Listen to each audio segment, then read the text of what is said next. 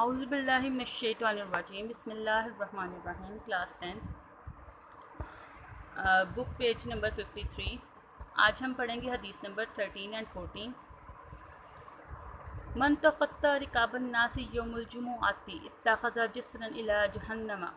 من تخطى رکاب الناس، من تخطى جو شخص پھلانگ کر گیا، رکاب الناسی، رکاب ہوتا ہے گردنیں، الناسی لوگوں کی، یوم الجمعہ جمعہ کے دن، اتخذ جسرا الی جہنم، اس نے جہنم کی طرف پل بنایا. اب اس حدیث مبارکہ میں آداب جمعہ، آداب مجلس، احترام انسانیت، تہذیب و سلیقہ اور نظم و ضبط کی طرف توجہ دلائی گئی ہے. اس مختصر سے حدیث میں کتنے زیادہ مطلب ادا کیے گئے کہ گردنیں پھلانگنے والا ہمیشہ شخص وہ ہوتا ہے جو دیر سے آتا ہے اور اگلی صف میں جانے کی کوشش کرتا ہے. تو اس کوشش میں آداب جمعہ کے، آداب مجلس، احترام انسانیت، تہذیب و سلیقہ، نظم و ضبط کی خلاف ورزی کرتا ہے. گردنیں پھلانگنے والا آداب جمعہ کی خلاف ورزی کرتا ہے. تو جمعے کے لیے اول وقت میں آنے کا حکم ہے. کہا گیا ہے کہ حضرت ابو ہریرہ کی روایت ہے کہ رسول پاک صلی اللہ علیہ وسلم نے فرمایا جو شخص جمعے کے دن غسل کرے پھر اول وقت مسجد میں جا پہنچے تو گویا اس نے ایک اونٹ کی قربانی کی. جو دوسری ساتھ میں اس نے پہنچا اس نے گویا گائے کی قربانی کی. جو تیسری ساتھ میں پہنچا گویا اس نے سینگ والا مینڈھا قربان کیا. اس کے بعد جو چوتھی ساتھ میں پہنچا گویا اس نے خدا کی راہ میں ایک انڈا خیرات کیا. پھر جب خطیب خطبہ پڑھنے کے لیے نکل آیا تو فرشتے مسجد کا دروازہ چھوڑ کر خطبہ سننے اور نماز پڑھنے کے لیے مسجد میں بیٹھتے ہیں. تو گردنیں پھلانگنے والا پھر یقیناً دیر سے آنے والا ہے اور آداب جمعہ کی خلاف ورزی کرنے والا ہے. اب گردنیں پھلانگنے والا آداب جمعہ کی مجلس کی خلاف ورزی کیسے کرتا ہے کہ مجلس کے آداب یہ ہیں کہ مجلس میں جہاں جگہ ملے بیٹھ جایا جائے. ایسا کرنے سے اور پھلانگتے ہوئے آگے جانے کی کوشش نہیں کرنی چاہیے. ایسا کرنے سے آگے بیٹھنے والوں کو تکلیف ہوتی ہے. اب گردنیں پھلانگنے والا ایک تو ہم نے بات کر لی آداب جمعہ کی خلاف ورزی کرتا ہے، آداب مجلس کی خلاف ورزی کرتا ہے. اب احترام انسانیت کی خلاف ورزی.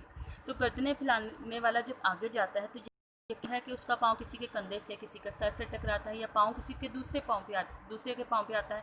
اس طرح وہ انسان دوسروں کو تکلیف پہنچاتا ہے. سب سے بڑھ کر یہ کہ اس عمل سے تکبر اور غرور کا اظہار ہوتا ہے اور وہ اپنے آپ کو نمایاں کرنا چاہتا ہے جو دوسروں کی نظر میں اچھا نہیں لگتا. اب ہم بات کریں گے تہذیب و سلیقے کی. اب ہم نے ان ٹاپکس پہ بات کریں نا، تہذیب و سلیقے کی ہم بات کریں گے. کیسے تہذیب و سلیقے کی خلاف ورزی کرتا ہے گردنیں پھلانگنے والا؟ تو اسلام نے تو اپنے ماننے والوں کو ایسی تہذیب سکھائی ہے جس سے ساری دنیا سبق حاصل کرتی ہے. گردنیں پھلانگ کر اور صفوں کو چیر کر آگے جانے والا بد تہذیبی کا مظاہرہ کرتا ہے. اب نظم و ضبط کی کیسے خلاف ورزی کرتا ہے؟ اب مساجد میں اور دینی محافل میں نظم و ضبط قائم رکھنا ضروری ہوتا ہے. نظم و ضبط یہ ہے کہ آدمی اپنی اپنی جگہ پر بیٹھتا ہے یا کسی دوسرے کو تنگ یا پریشان نہیں کرتا. مگر گردنیں پھلانگنے والا سراسر بد نظمی کا مظاہرہ کرتا ہے. اس لیے رسول پاک صلی اللہ علیہ وسلم نے فرمایا جو شخص جمعے کے دن لوگوں کی گردنوں پر سے پھلانگ کر گیا گویا اس نے جہنم کی طرف پل بنایا. مطلب یہ کہ گردنیں پھلانگ کر آگے جانا ہی برا عمل ہے. یہ بہت بڑا جرم گناہ ہے. اتنا بڑا جرم و گناہ جو آدمی کو جہنم کا حقدار بنا دیتا ہے. یعنی اس نے اپنا پل جو ہے جہنم کی طرف ایک پل بنا لیا، اپنے لیے ایک راستہ بنا لیا.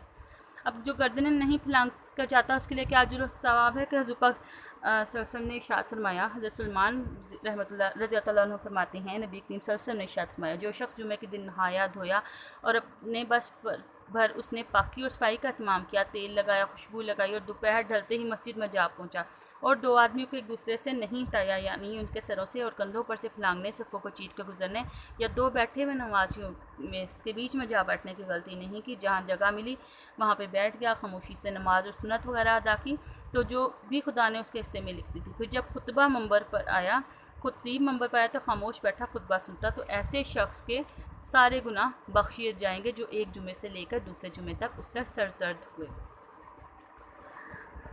حدیث نمبر 14.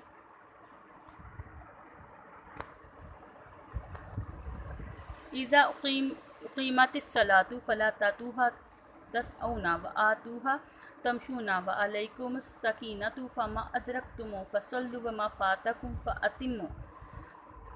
اذا اقیمت الصلاۃ جب نماز کھڑی ہو جائے، فلا تأتوها تسعون تو اس کے لیے دوڑتے ہوئے نہ آؤ، وآتوها تمشون بلکہ اطمینان اور وقار سے چلتے ہوئے آؤ، وعلیکم السکینۃ فما ادرکتم فصلوا پس جو نماز تم پالو اسے ادا کرو، فصلوا وما فاتکم فأتموا اور جو تم سے رہ جائے اسے پورا کر لو.